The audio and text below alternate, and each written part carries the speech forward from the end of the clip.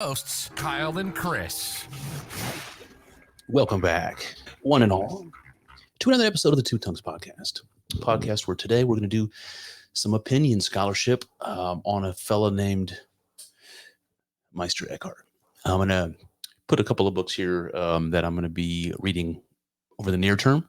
So we're going to do Meister Eckhart this week and probably at least one or two more Eckhart episodes. And then this little ditty, Dr. Shersted Hughes, over there in England, the panpsychist philosopher professor recommended this book, and it just happens to coincide with some of the emphasis that I've been making lately on the original sources. So shout out to Neil over at the Gnostic Informant podcast. That was an inspiration to me to follow his sort of pattern of using as much of these original sources as possible. I fucking love it.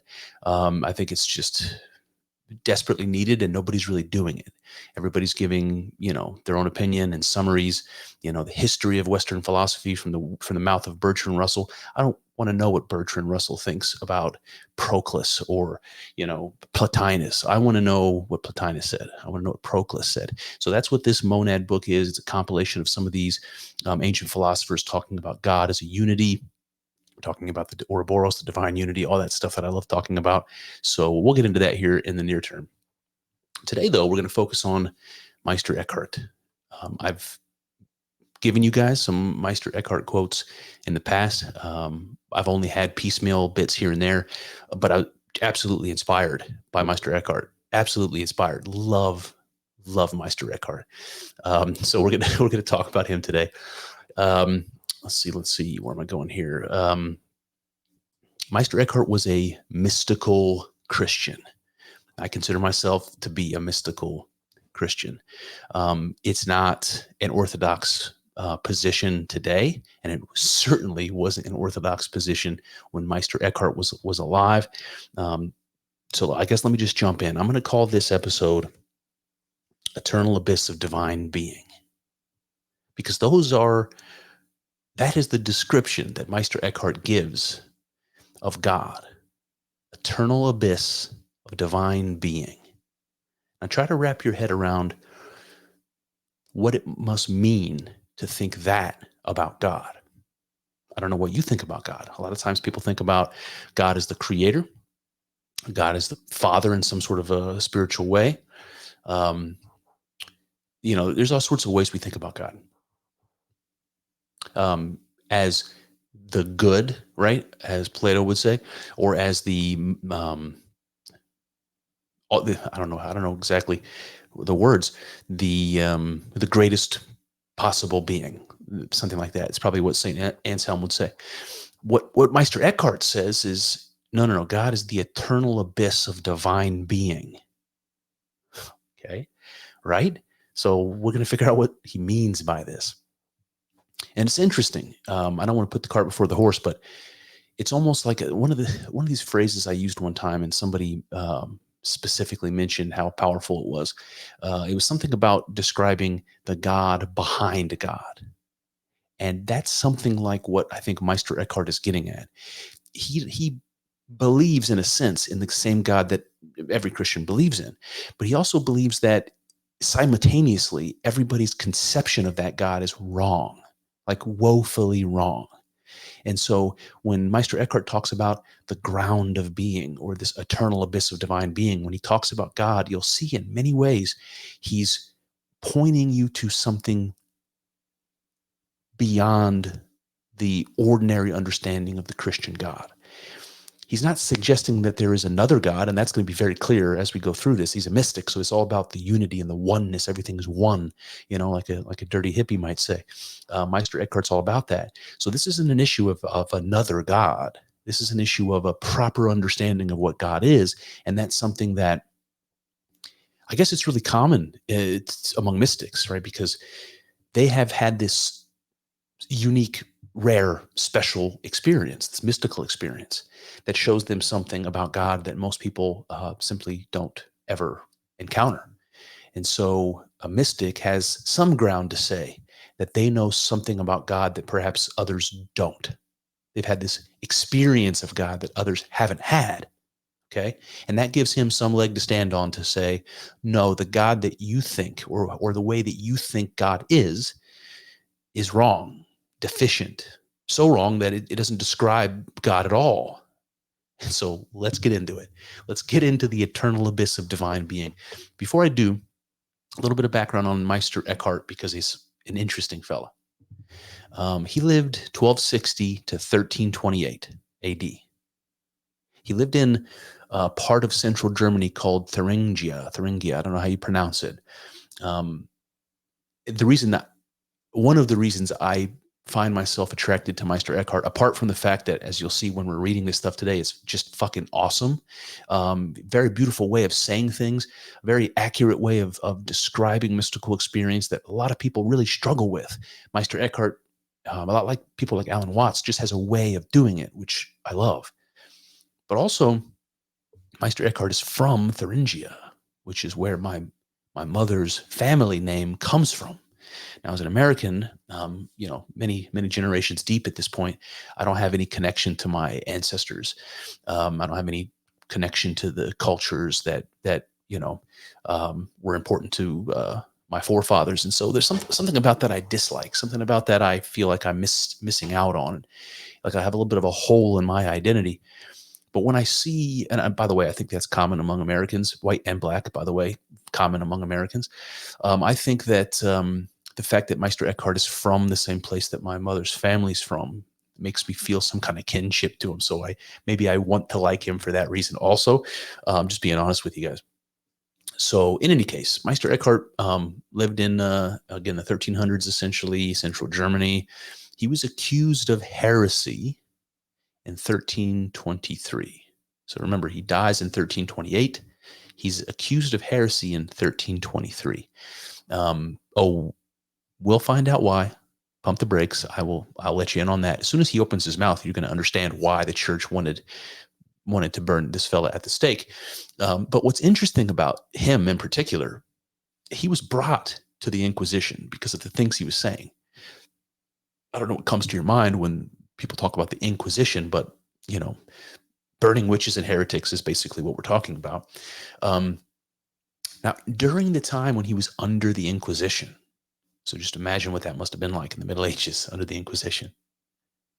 While he was under the Inquisition, he still preached his sermons. Now, just to put some context on this, just so you understand, he was accused of heresy and brought forth in front of the Inquisition because of his sermons, because of what he was saying in his sermons.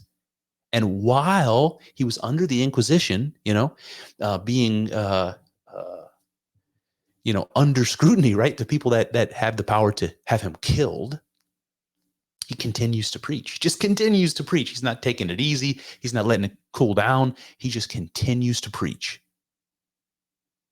A bold move, Cotton. A bold move. Also, he strangely, he lived with his inquisitor for a period of time. I don't know why. Like, I don't know why. Was he, if he was in prison, under supervision, living with this inquisitor? I don't know what it was. But the fact that he wasn't immediately burned at the stake, that he was allowed to continue preaching and even lived with his inquisitor, it almost seems to me like he was being protected, right? To some degree, for some reason. Lots of heretics were burned at the stake. Lots and lots. Why not Meister Eckhart? He didn't burn at the stake. Now, what's also interesting is that today, if you fast forward to the modern day, he's recognized by the Catholic Church as a genuine Christian mystic, as a genuine theologian, Christian theologian. He's well respected today. In his lifetime, he was a heretic. Today, he's sort of been redeemed by history. And I don't really understand that, if I'm being honest with you. If I'm a Orthodox Catholic, hardline conservative Catholic, to hear what you're about to hear today, and to say that Meister Eckhart is a genuine Christian theologian and mystic, I don't know how a Catholic can say it with a straight face. One of the quotes of Meister Eckhart that I've used before, and I just want to read to you again, so maybe that'll trigger your memory a little bit. In one of his sermons, he said this: "The eye through which I see God is the same eye through which God sees me. Remember when I dropped that bomb on you? The eye through which I see God is the same eye through which God sees me. So you can see that Meister Eckhart is pointing to a unity between God and man. That unity has something to do with consciousness, because he's talking about seeing through the eye. That's having an experience of God. It's like the experience I have of God is the experience that God has of me. And so in a sense, it's one experience. Okay. And this is important because Meister Eckhart is a mystic. He's going to be emphasizing the divine unity, the oneness of all things. The oneness of consciousness is sort of under the surface here. The eye through which I see God is the same eye through which God sees me. And if you know anything about me, if you listen to the Two Tongues podcast, you know that I believe consciousness to be the sacred thing, to be associated with the soul and the spirit, that thing that is the most closely connected to the divine. If you believe in any of that, I don't think you can disagree with what I just said. All right, now Eckhart is not recognized by the Eastern Church, by the Orthodox Church. And you might wonder why, but it's not for any particular reason other than the fact that Eckhart was a German, right? He was a figure of the Western Church. He wasn't known really to the Eastern Church. And what I find interesting is that while Eckhart was a Roman Catholic, in the West, he actually champions a particularly Orthodox idea. I don't really know if this idea exists in Catholicism, at least not to the same degree. In the Orthodox Church, they call this kenosis, which means emptying. Okay, and it's a spiritual practice. It's the idea of self-emptying. That probably sounds Eastern or Buddhist to you, but self-emptying in order to be filled with God's grace. That's kind of how they generally talk. Now, I do think when he says to be filled with God's grace, I think what is meant is to be filled with God. Now, Christians are reluctant to say that. So they want to back off of saying to be filled with God a little bit, right? Because they don't want to say that you're becoming one with God. That's very mystical, right? They don't want to say that. They want to say that you are filled with God's grace, right? To be filled with God is going to blur the lines between you and God, which is important and I think justifiable. But they're never going to do that. So rather than saying you're filled with God, they're saying you're filled with God's grace. This is like what the Orthodox Christians do when they talk about God's essence and his energies. And it gives them a way of saying, oh no, you can participate in God's energies and not be God, not share his essence. And so they want to dance around this idea of a merging of identity, of this monad, of this divine unity that mystics talk about. Only mystics do. And it's no surprise to me because mystics are all about personal experience because they've had that personal experience. So they want to talk about it. They want to share it with others. They want to lead others to have that experience. You don't need a church for that. You don't need a structure. You don't need tithes. You don't need a building, right? So it's dangerous for organized religion to give way to mysticism, even though I think mysticism is at the beginning of every religion. So that's neither here nor there. Let's just continue here. All right, so this idea of kenosis or emptying, that's where we were.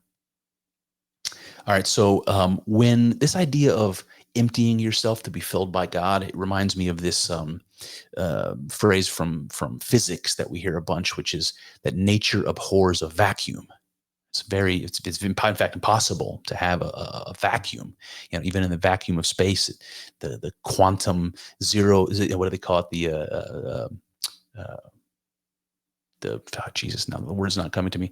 The quantum energy that's the vacuum energy. That's what they call it. The vacuum energy. Can't get rid of that, right? So nature abhors a vacuum. If you take something away, something else fills in the space. This is just what happens. This is how nature works. And so this is the analogy. Right? You empty yourself and you will be instantly filled, right? Nature abhors a vacuum. So when you go, something immediately floods in to fill that gap. That something is God, right? This is kenosis. All right. So in emptying yourself, you kind of let go of your personal will and your ego, like your sense of identity or being a sense of being a subject. In exchange, you're filled by God and God's will. And if you think this idea is strange, like where does it come from? It sounds very Eastern. What's going on? This is associated with one of the Beatitudes from the 5th chapter of Matthew. And those are those phrases where Jesus said, "Blessed are the poor in spirit, for theirs is the kingdom of God. Blessed are the meek." Blessed, right? These are the Beatitudes. So when Jesus says, "Blessed are the poor in spirit," see, this is where the idea of kenosis comes in. What does it mean? Why would you be blessed if you're poor in spirit? It seems like spirit is important. It's part of this divine thing. It's something that you want to grow within you, right? You want to trade the physical for the spiritual, become more holy. So why would you be blessed to be poor in spirit? Right? Well, if you understand kenosis, it makes perfect sense. To be poor in spirit means to empty yourself of your ego and your attachments. And what happens when you do that is the space left behind gets filled by God. That's the blessing, right? That's why you're blessed if you're poor in spirit. They diminish their own spirit to make room, so to speak, which is then filled by the Spirit of God. And I mentioned the East a few times, and I want to say that this same idea is echoed in Eastern religions. From the sunyata taught in Buddhism, which means self-emptying, to the Wu Wei taught in Taoism, this means inaction, or Bhakti in Hinduism, which means surrender or self-surrender.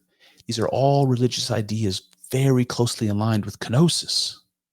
It's not just a Christian idea. I think that makes it more powerful, more compelling, that this idea appears when people get in touch with the Spirit. They have mystical experience, and they come back and say things like this. It's happening all over the world, all across time. It's not a uniquely Christian perspective. Some people think, well, that's a ding against it. I think that synchronicity makes it more legitimate. The fact that it's mirrored all over the place. It's a human universal, seemingly. And I want to read for you here a quote from the Taoist holy book, the Tao Te Ching, which describes this, so you can kind of see, as we're getting ready to talk about Eckhart's version, this exists in the East. This is an old idea in the East as well. So the 37th chapter of the Tao Te Ching says this: "The Tao does not act, yet through it all things are done. If men and women could center themselves in it, the whole world would be transformed. Let it be stripped of desire. By stripping of desire, quiescence is achieved, and the world arrives at peace of its own accord." Right? So through the Tao doesn't act, yet through it all things are done. You have this very passive sort of thing, and then you have this idea about being stripped of desire. That's like removing your attachments and removing your will. Why would you do that? Right? To create the vacuum that is then filled by the Tao, that is then filled by God. And that brings me to the sermon. So I want to talk about just one sermon today, because obviously there's some introduction that we had to do to set this up. I want to do a more in-depth episode, at least one or maybe two, that are going to talk about other sermons. But for now, I want to focus on Sermon 52, because it's probably the most widely known. And it's just filled with gems. It's just filled with amazing descriptions, and you'll see. So before I get into this, I want to remind you that what you're about to hear was a sermon preached publicly in the 1300s when the Inquisition was in full swing and heretics were being burned at the stake.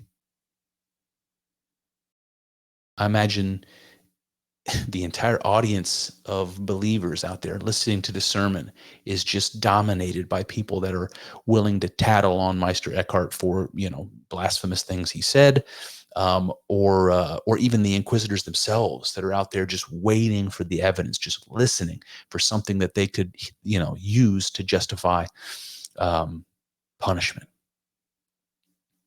So understand that as we go through. So without further ado, the words of Meister Eckhart. Here we go. He says, "There's something in the soul from which knowing and loving flow. It itself neither knows nor loves like the powers of the soul do. However, whoever knows this knows where blessedness lies." All right, so this isn't actually the opening words, but I wanted to start with this because, it's beautiful, but also there's a lot packed into this. He says there is something in the soul from which knowing and loving flow. But that thing from which knowing and loving flow doesn't know or love. He says the powers of the soul do the knowing and the loving. This thing doesn't do that. It's the thing from which knowing and loving comes, but itself isn't a knower or a lover. So what is he saying here? He's saying that there's something in you. Something in you is the source of knowing, but it isn't the knower. It's deeper than the subject or the ego. It's prerequisite to it. It's something divine. And when he says whoever knows this knows where blessedness lies, I want to point out that he uses the word blessedness to mean God almost synonymously. So what he's saying here is God is within, that thing from which your ability to know, again, another reference to your consciousness or intellect or mind, and the thing that allows you to love, the thing that connects you with others, whatever that means. Those things are in you. They're the divine thing in you from which your ability to be conscious and engage in the world and love one another and all of those things come. Something deeper. It's deeper even than your soul. All right. And this is where the sermon really begins. He says, blessedness opens its mouth and said, blessed are the poor in spirit, for theirs is the kingdom of heaven. So again, you see, he's using the word blessedness to mean God. Blessedness opened its mouth and said, right? This is Jesus's words. Blessed are the poor in spirit, for theirs is the kingdom of heaven. Now he's telling this sermon, right? This is how he opens. Now his job in this sermon is explain to you what the significance of this beatitude is. What does this mean? What does it mean for you, for your salvation? And this is what he says. There are two kinds of poverty, an external poverty and an internal poverty, about which our Lord's word is to be understood. A poor man wills nothing and knows nothing and has nothing. There are some people who do not understand this. They cling to their egos with attachment in external practices, which they regard as very important. These people know nothing of this poverty of which we wish to speak. As long as a man wills to fulfill the will of God, that man does not have the poverty of which we want to speak. For I say to you, so long as you have the desire for God, you are not poor. For a poor man is one who wills nothing and desires nothing. You see what I mean? Imagine standing in front of at the pulpit, preaching to the village, or the whole community, with people in that audience trying to do you in, waiting for you to say something blasphemous. And he says, for I say to you, so long as you have the desire for God, you are not poor, right? You are not, so long as you understand what he's saying. As long as you still have a desire for God, you're not going to enter the kingdom of heaven. You see what I mean? What does he mean here? All right, so let me just rewind a little bit to the beginning, towards the beginning of this, where he says there's such thing as external poverty, and then there's an internal poverty. When Jesus said, blessed are the poor in spirit, he says he's not talking about external poverty. He's not talking about being poor intentionally, right? He says the inner poverty, that's what our Lord is speaking to. And about this inner poverty, he says, a poor man wills nothing, doesn't want anything. He knows nothing. It's like an empty mind, right? Not attached to any memories or thoughts or ideas or ideology, and has nothing. No attachments, right? So this is describing being entirely passive or empty, right? Kenosis. And he says there are some people who don't understand this, right? Probably many of you listening, like, what is this guy getting at? And so he like opens up with that. It's like, you're probably not going to understand this. But when Jesus said, blessed are the poor in spirit, this is what he means. As long as a man wills, as long as he wills to fulfill the will of God, he's on the wrong path. Okay? The fact that man has a will, even if that will is to do the will of God, you haven't gone far enough. Right? He said a poor man is one who wills nothing and desires nothing, not even God. Right? Okay, how do you get to a point where you don't desire God? Where you don't continue to seek after that ultimate thing? By finding it, right? By possessing it for yourself. Only then are you not going to desire God or seek God. When do you stop seeking? When you found, right? So when you found God, that's when you no longer desire God, right? So I don't want to go too far ahead here, but essentially he's saying that you must be one with God and God's will, right? If you have a will of your own, even if that will is to fulfill God's will, you're one step too far abstracted, right? You shouldn't be saying, I want to fulfill the will of God. You should be fulfilling the will of God. You see what I mean? Having a will of your own gets in between that. It gets in between that. You should be fulfilling the will of God, not willing to fulfill the will of God. And what I'm describing here is a merging of identities, which is what mystics do. You have to have one will with God. That's a way of saying to become identical to God in a really real way.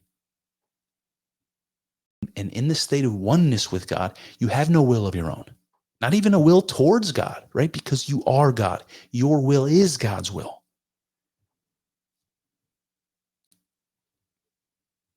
Meister Eckhart says, listen to this.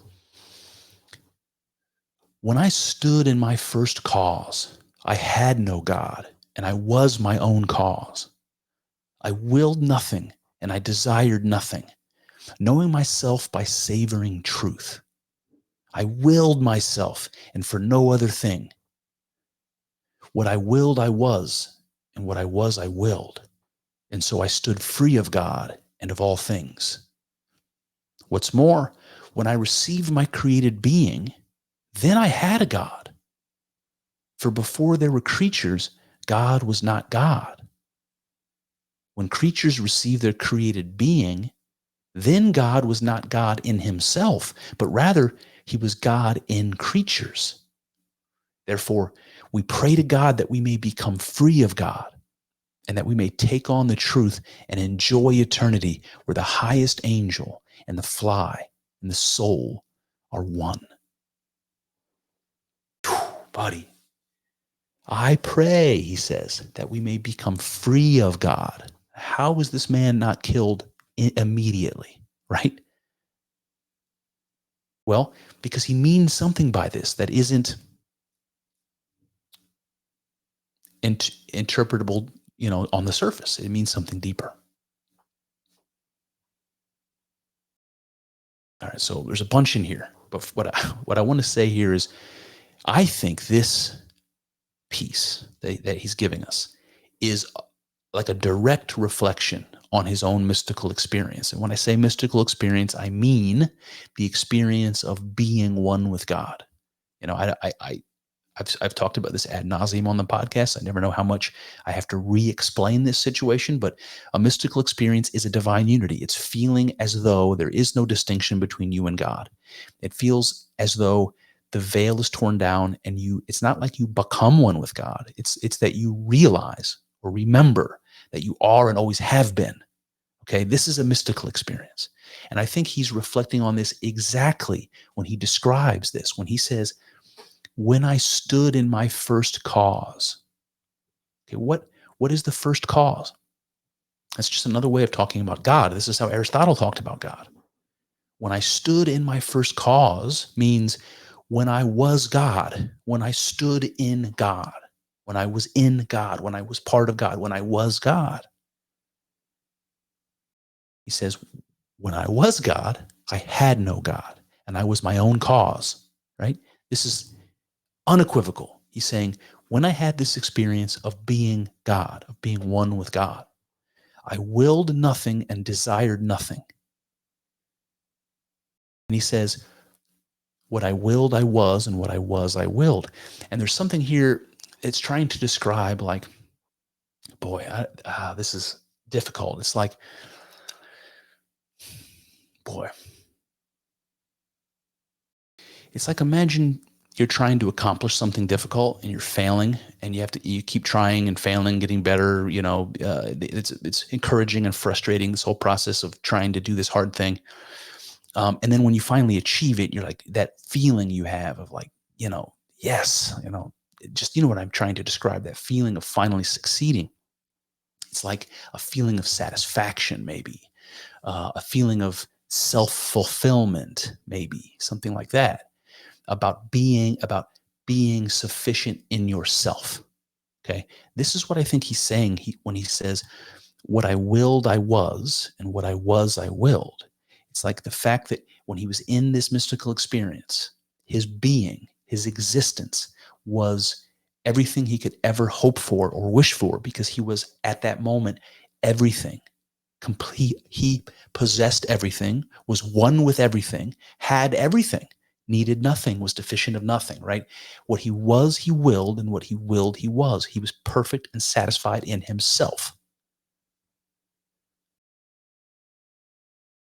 And this is part and parcel to this mystical unity. He also says something interesting here, which is also reminiscent of something Eastern.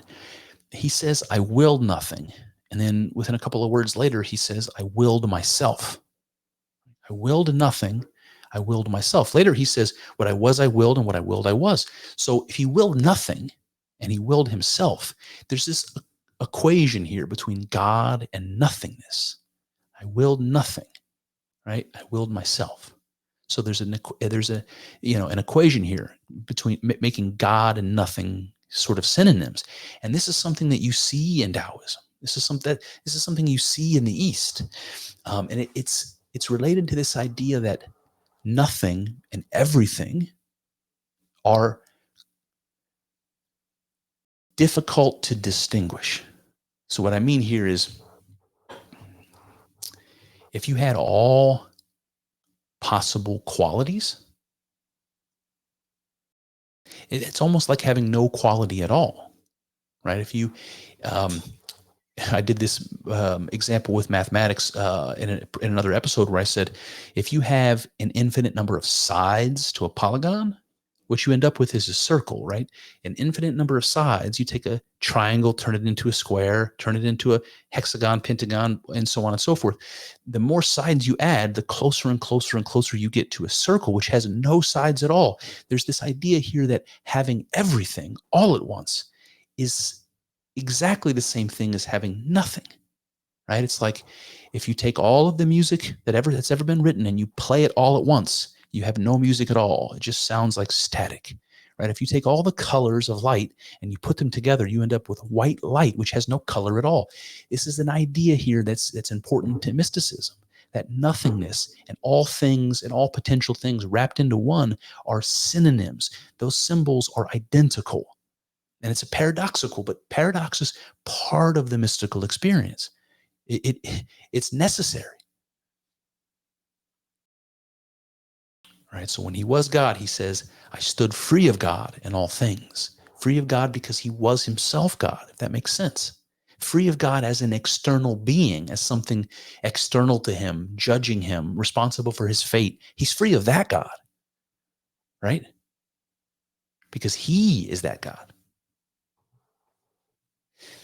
And then he says some interesting stuff here. He says, when I received my created being, then I had a God, right? So when he was in this state of oneness, he had no God because he was God. right? And then when he comes back into his feeling of being a human being, of his ordinary, consciousness, then he says, then I had a God, right? Then I've been separated, from God, subject from object. Now I feel separate and apart and distinct from God. So then I have a God. But there's something interesting about this because it implies that God is something different when you are one with him than when you are not, right? Because when Eckhart is one with God, he has no God. When he feels himself distinct from God and separate from God, then God exists. Now, that doesn't mean God was created at that point. God existed, of course, but God wasn't God, right? Until he was separated from it, until he became an object, right? To God's subject, or vice versa. He says, for before there were creatures, God was not God. Right? Before there was created beings, then God was not God, right? That doesn't mean God didn't exist. It means God was not God. Now, this I think is interesting because, well, I mean, it makes sense in some way. It's like having children makes a man a father. So until he has children, he isn't a father, right? So until God creates, he's not God, right? If God is the creator, until he creates, he's not a creator, right? Something like that. God is something, but he's not God if by God we mean creator. There's also this other interesting connection here where when he says, before there were creatures, God was not God. It reminds me of this idea in quantum physics of the observer effect, of collapsing the wave function.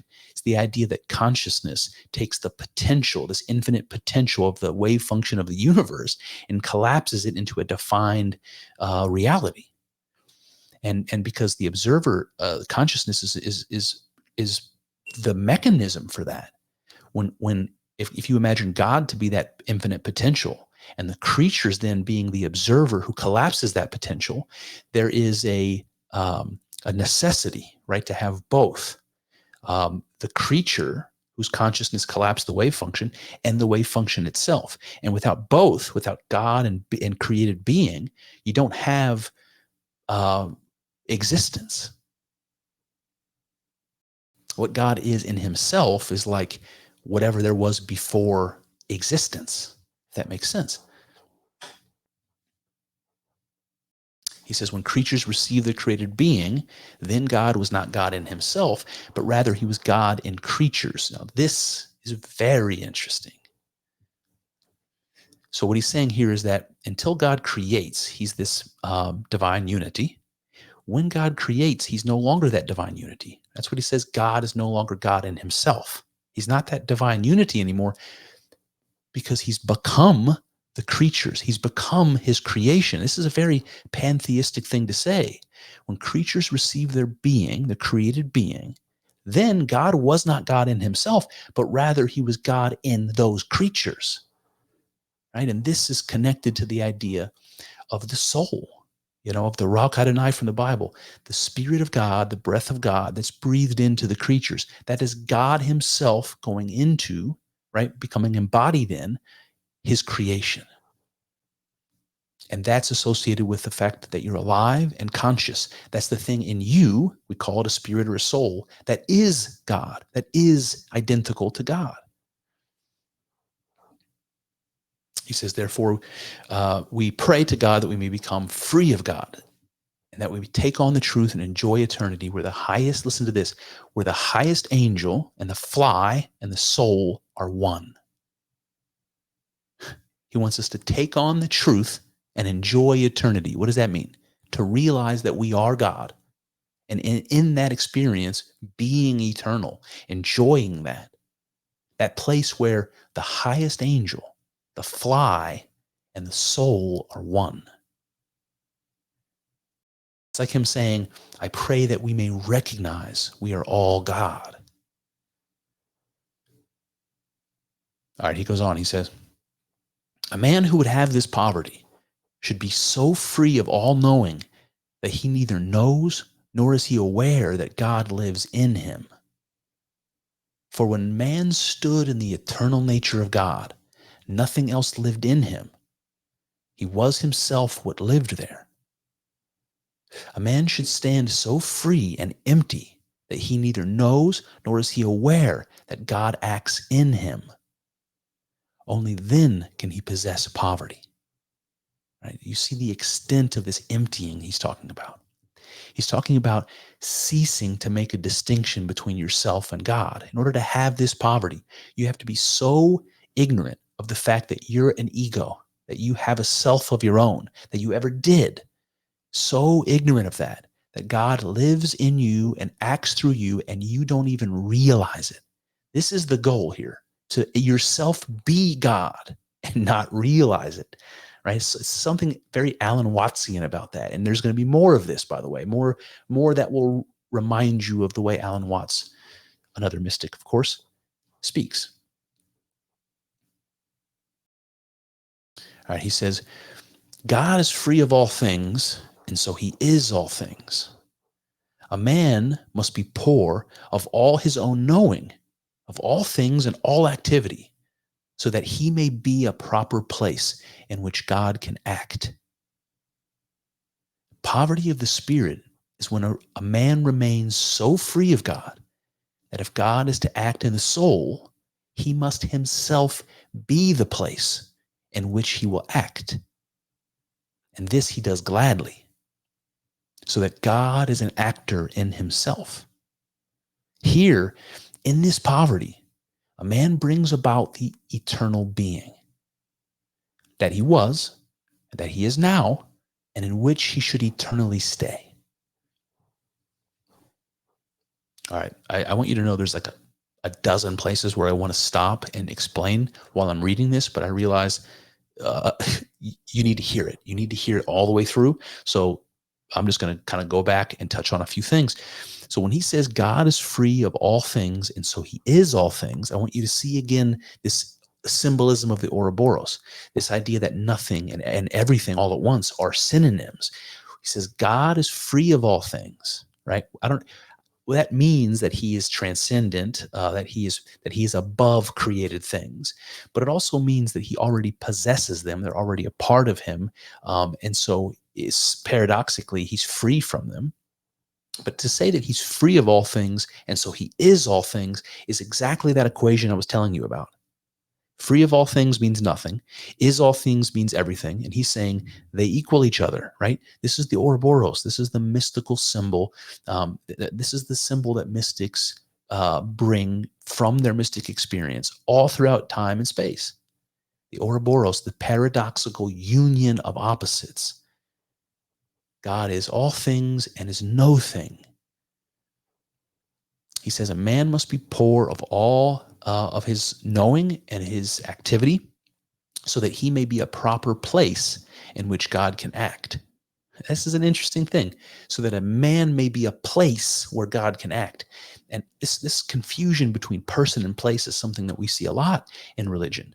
I was just talking about this with the episode we did on the Gospels, and talking about the kingdom of God or the kingdom of heaven, and being it being very difficult to distinguish between God and the kingdom of God in that context. And this is what you see here.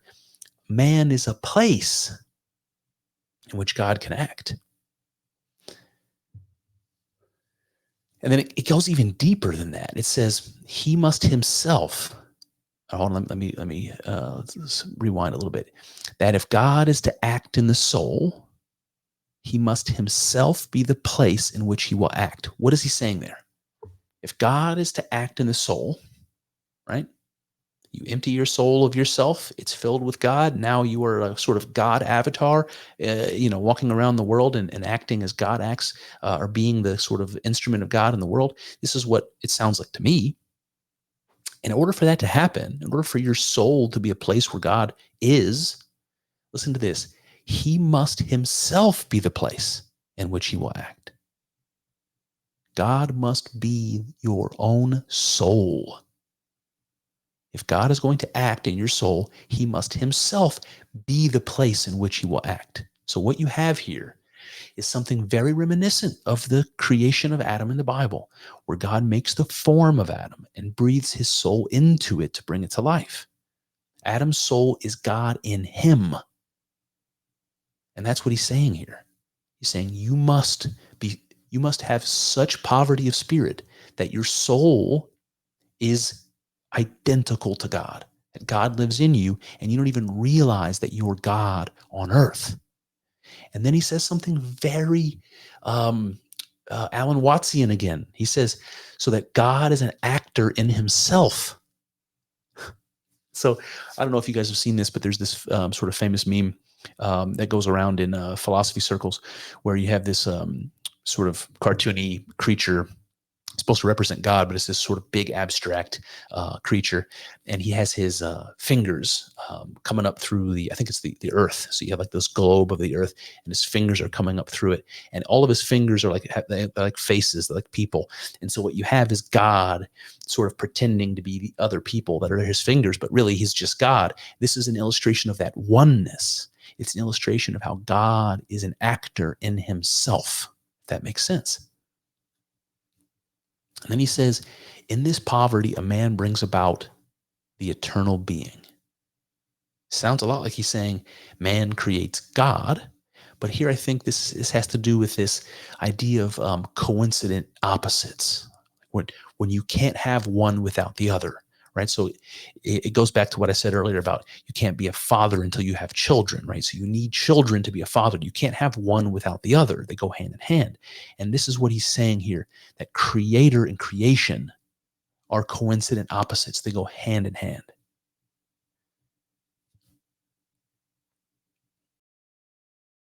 All right, Eckhart says, my essential being is above God. If we take God to be the beginning of created things,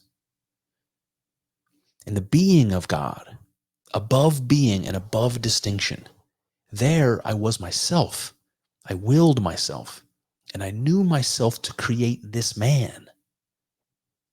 I am the cause of myself according to my being, which is eternal. And insofar as I am born, I am mortal. Insofar as I am unborn, I have eternally been. I am now, and I shall eternally remain. Man, oh man, hair stands up on my arms. All right, so another very blasphemous sounding thing here where he says, my essential being is above God. Whoo, buddy. I feel like that's enough to be burned right there. But then he goes on, he says, if we take God to be the beginning of created things. So this is another way where Eckhart is saying, God as creator is important, but what God is more than that. It's something fundamental. It's not merely the Big Bang. It's not merely the triggering of creation. It's something even before that, something eternal, right? And he says, whatever that is my essential being. The essence, the God thing that's living in my soul, the soul itself that's God itself, as we just read, that's my essential being. And that thing is greater even than the creator, than this notion of a creator. The thing which is in me that causes me to be alive and conscious, that thing is greater than this idea of a creator. It's hard to justify that, but imagine if that's true, what that must mean. Then he says, in the being of God, which he says is above being and above distinction, right? This is the state of unity. He says, there I was myself, I willed myself, and I knew myself to create this man. He's saying, I knew that it was me, right? I was God, and I knew that it was me that was my own creator. I am the cause of this man, of this mortal being that I am. And so you see this sort of epiphany, this sort of enlightenment that comes with this mystical experience. He's is standing in his first cause, as he says. He says, I am the cause of myself, right? He's standing in his first cause, and he's simultaneously himself and God, right? Simultaneously creator and creation in that mystical experience. And he realizes, I created myself. I am self-created. I am God. He says, I am the cause of myself according to my being, which is eternal. And then he says something really fucking important and something I don't think you'll hear from Orthodox Christians anywhere. He says, insofar as I am born, I am mortal. Insofar as I am unborn, I have eternally been. Whew, buddy. He's saying that that God is both, right? This is another one of these coincident opposites Ouroboros ideas. God is both the mortal created world and the eternal divine uncreated God. God is both. Insofar, he says, insofar as I am born, I am mortal. Insofar as I am unborn, I am God. You understand? And he's both. God is both. Right? You can't be creator without creation. And so God is both.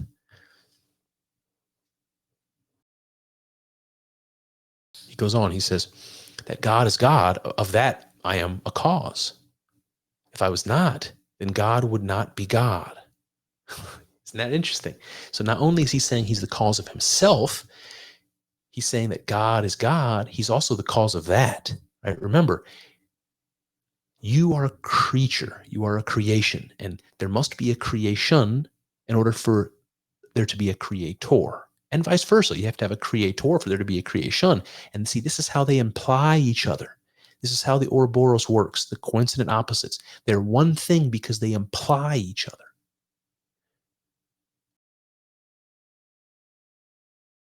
It's like trying to think of Alan Watts gave an example. He's talking about like the flower and the bee. Now, you can think of them as separate beings, but they're not. And the reason they're not is because you can't have one without the other. So they're one organism, right? The flower and the bee cannot exist without each other.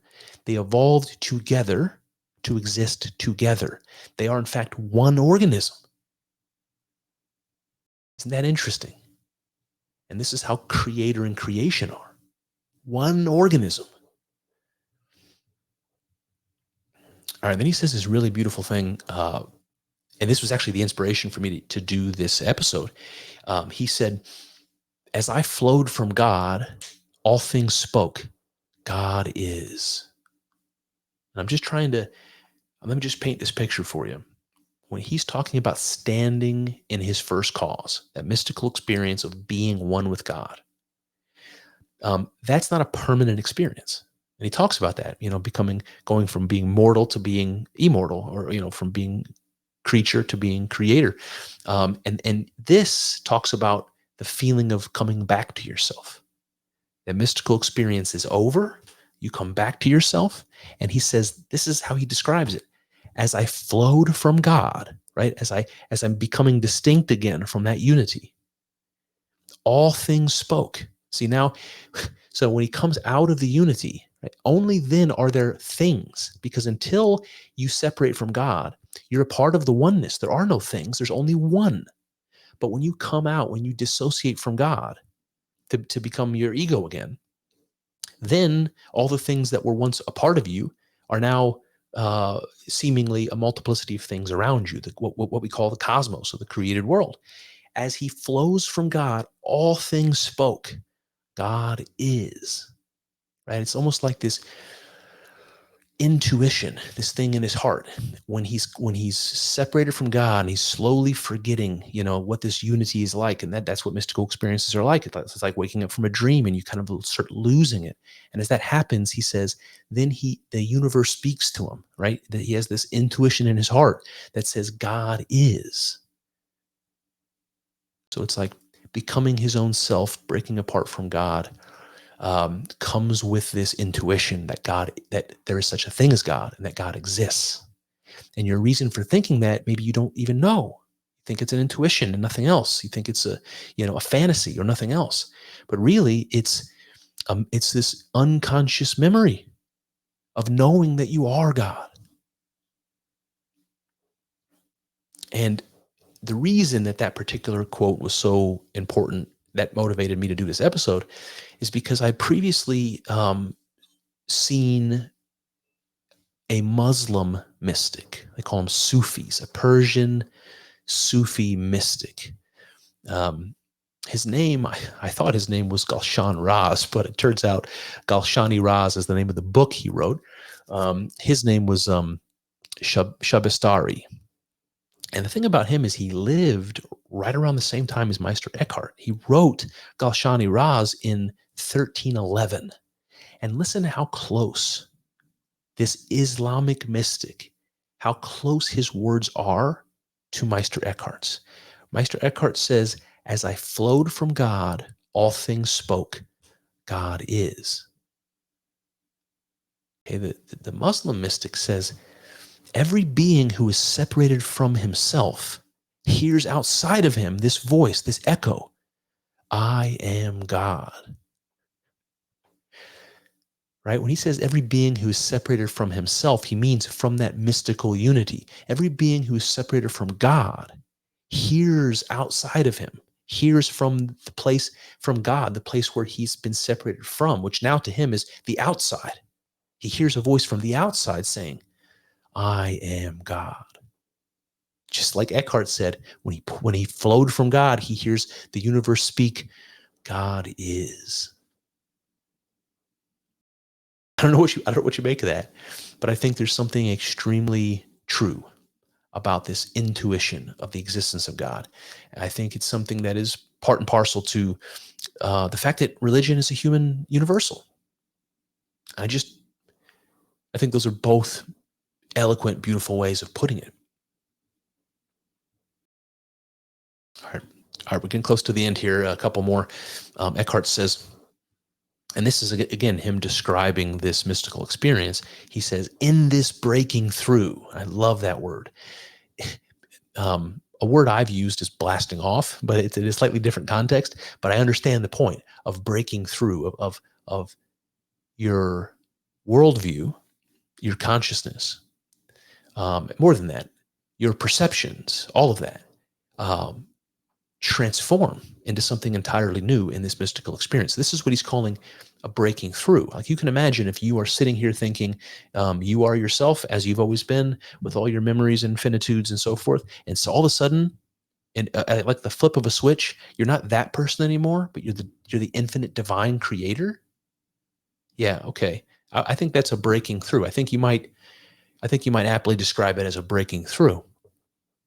All right, Eckhart says, in this breaking through, where I stand free from my own will in God's will and from God himself, then I am above all creatures, and I am neither God nor creatures. There I receive an imprint which raises me above all the angels. In this imprint, I receive such riches that God cannot satisfy me. For what I receive in this breaking through is that God and I are one. There I am what I was.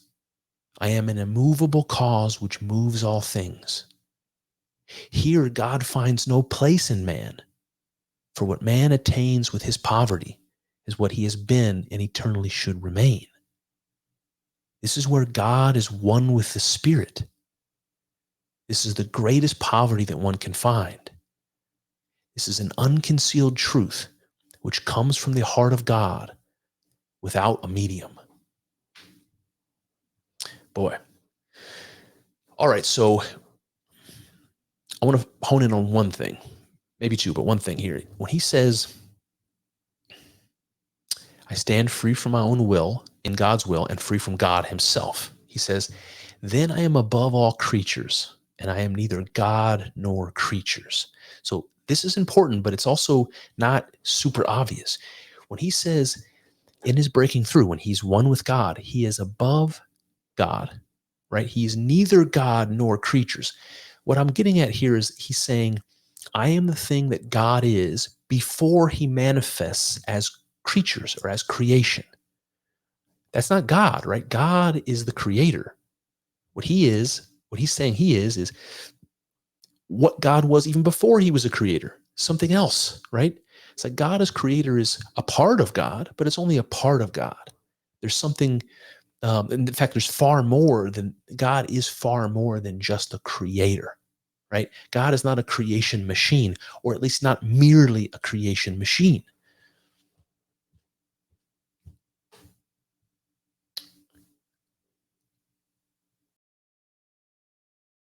And so let's see here, what else?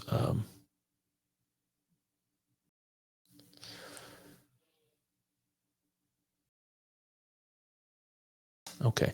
Oh, the other thing here that I wanted to mention is that this whole idea of like there being a God or God being more than God as creator, um, because that idea can easily sound or even be interpreted as saying there is a God that's the creator. And maybe he's something like a false God.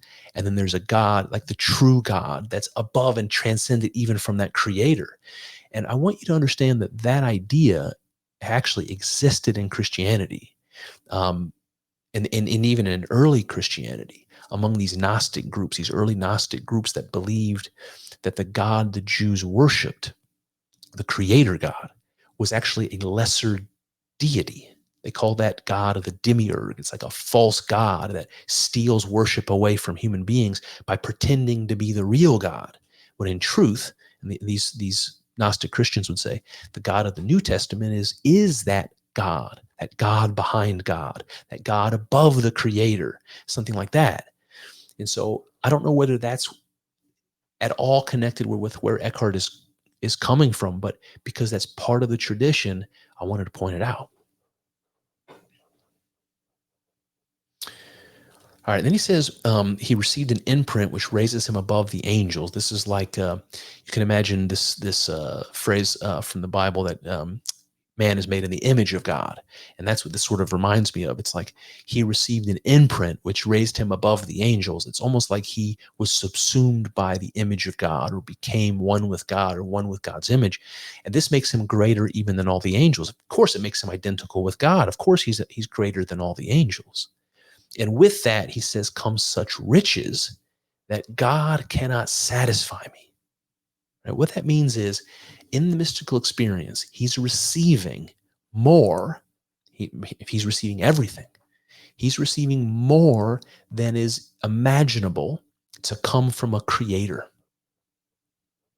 He's receiving creation and creator and everything, and everything, the whole, the eternal, infinite everything. Okay. This is why he says God cannot satisfy me. Because remember, God indicates or denotes the creator only. He's saying, no, no, no. What he's receiving, this imprint, is more than that. This is why God cannot satisfy me. It's not like he's saying the divine can't satisfy me, because that's what's happening. He's being satisfied by the divine. He's being the divine. But God is merely, or the divine is merely the creator. That's something that doesn't satisfy him. And he explains why. For what I receive in this breaking through is that God and I are one. God cannot satisfy me because I am God. And then he describes being God. He says, there I am what I was.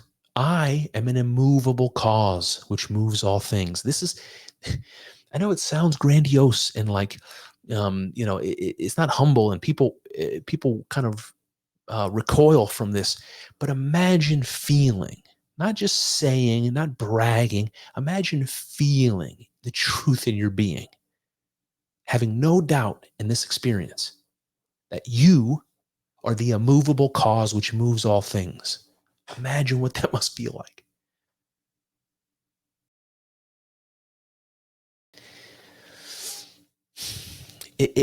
I want to say that it isn't and cannot be an exercise of power.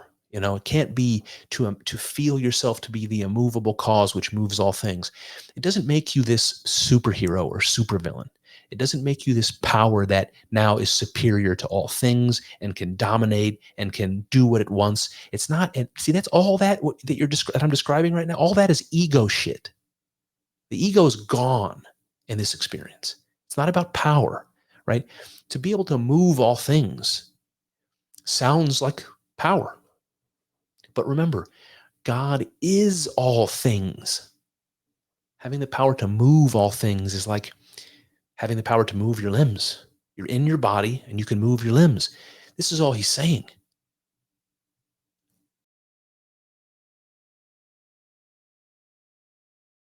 He says, here God finds no place in man.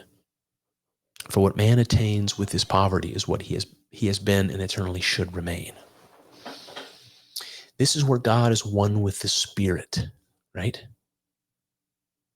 And he said that is an unconcealed truth which comes from the heart of God without a medium.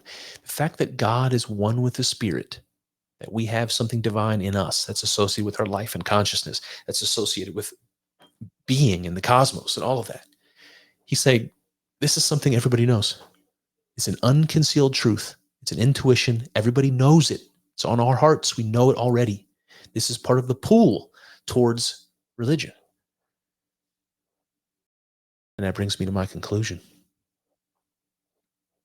I don't know what you make of Meister Eckhart, but if you're like nearly all Christians I've ever met, ever, you were not expecting any of what we just heard.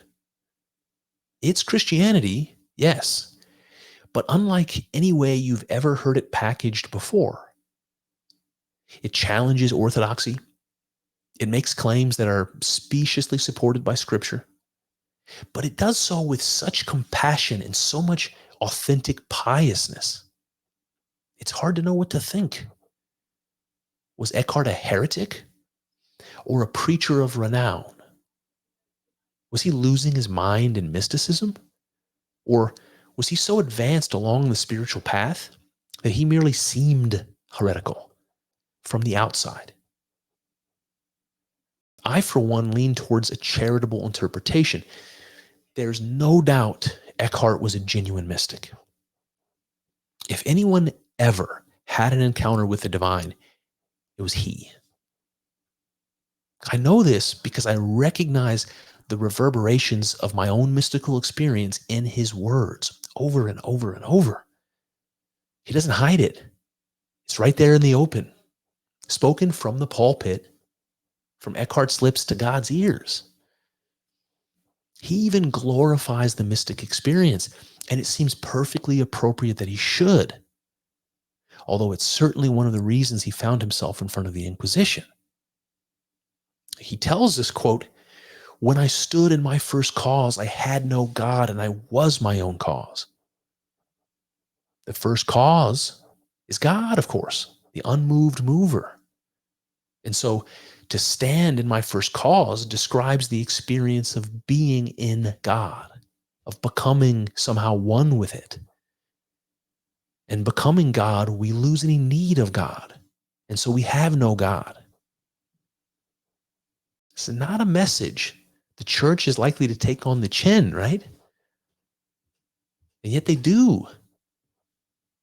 The key to this experience seems to be what modern psychology calls an ego death. It is a process of diminishing ego consciousness to trigger dissociation from all the things that you attach to your sense of identity.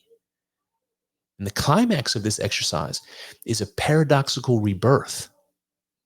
It is as though, by subduing the ego, the sense of being a subject or a self, we find ourselves not selfless or identity-less, but rather we discover a new identity.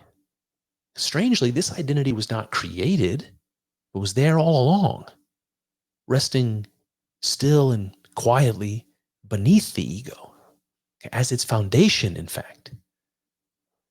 This deeper self, it turns out, is God.